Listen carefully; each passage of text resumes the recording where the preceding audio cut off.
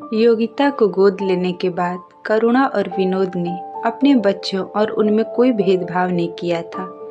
फिर ऐसा क्या हुआ कि योगिता के मन में परायेपन का भूत सवार होने लगा। अरे बेटा, थोड़ा आराम से चल, बच्चे को दौड़ कंपटीशन में दाखिल नहीं कराना है। करुणा अपनी गर्भवती बेटी योगिता को टोकते हुए बोली। हाँ माँ, ऑफिस के लिए लेट हो रही हूँ, कहते हुए योगिता निकल गई। करुणा और विनोद ने योगिता को गोद लिया था। करुणा एक टीचर थी। लगभग 22 साल पहले सड़क पर एक 3-4 साल की लड़की को भटकते हुए करुणा ने देखा। उसने उस बच्ची से उसके माँ बाप के बारे में पूछा तो वह कुछ न बता सकी। पुलिस में शिकायत दर्ज कराने के बाद करुणा उस बच्ची को अपने घर ले आई। लगभग 5-6 महीने तक इंतजार करने के बाद भी पुलिस उसके माँ बाप को न ढूंढ सकी, जिसके बाद करुणा और विनोद ने सभी प्रक्रियाओं को पूरा कर उसे गोद ले लिया। योगिता के बाद करुणा और विनोद की एक बेटी और हुई, जिसका नाम नैना था। करुणा और विनोद ने कभी भी योगिता और नैना में भेदभाव नहीं किया। वे दोनों बच्चियों को एक जैसा ही प्यार दुलार देते थे। समय आने पर दोनों बच्चियों को ये बात भी बता दी गई कि योगिता गोद ली हुई बेटी है, लेकिन इस बात से नैना को बिल्कुल भी फर्क नहीं पड़ा, बल्कि वो योगिता को और ज़्यादा सम्मान देने लगी। योगिता ने ग्रेजुएशन के बाद MBA किया और एक बड़ी कंपनी में CEO की नौकरी करने लगी। योगिता को रुद्र नाम के लड़के से प्यार हो गया था। इस बात को जब उसने अपने माँ बाप को बताया तो उन्होंने खुशी खुशी योगिता की शादी रुद्र से करा दी। रुद्र पेशे से इंजीनियर था, तो उसे काम के सिलसिले में अक्सर कहीं भी जाना पड़ जाता था।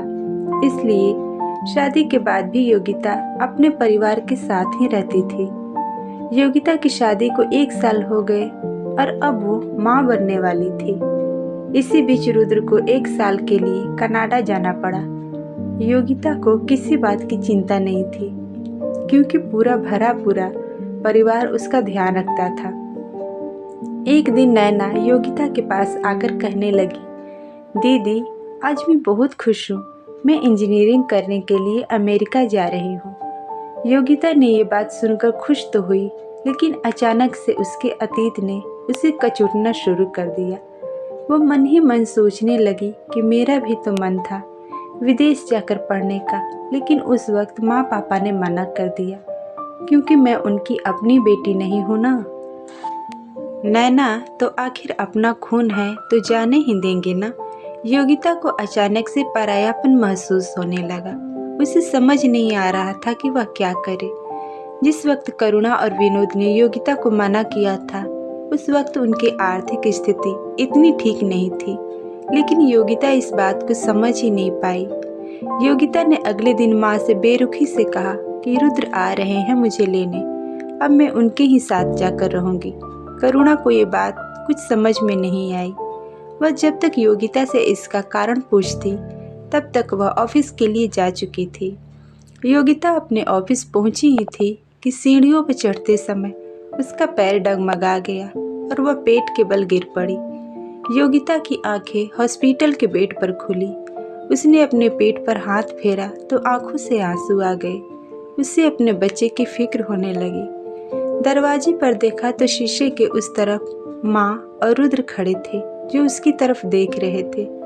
नर्स ने बच्ची को योगिता के पास रखते हुए कहा, बधाई हो, आपको प्यारी सी बेटी हुई है। अपनी बच्ची को देखकर योगिता की जान में जान आई। डॉक्टर ने कहा, अगर आपकी माँ ने हमें आपकी हेल्थ कंडीशन के बारे में नहीं बताया होता तो पता नहीं क्या होता। बच्चे पैदा करते समय जो प्रॉब्लम आपकी माँ को हुई थी, वही प्रॉब्लम आपको भी होनी थी। ये एक प्रकार की अनुवांशिक समस्या है, पर वक्त रहते आपकी और आपके बच्चे की जान बच गई। डॉक्टर के बात सुनकर योगिता अवाक रह गई।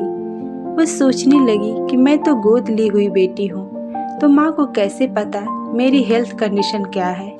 शायद माँ भूल गई और उनको याद ही नहीं रहा कि मैं उनकी गोद ली हुई बेटी हूँ। मेरी माँ कितनी भुलक्कड़ है। इसके बाद से योगिता ने कभी भी खुद पर परायेपन का बोझ सवार नहीं होने दिया। तो दोस्तों, ये कहानी आपको कैसी लगी? अपनी राय हमें कमेंट में लिखें। कहानी पसंद आई हो तो लाइक शेयर करें और हमारे चैनल को सब्सक्राइब करना ना भूलें। धन्यवाद।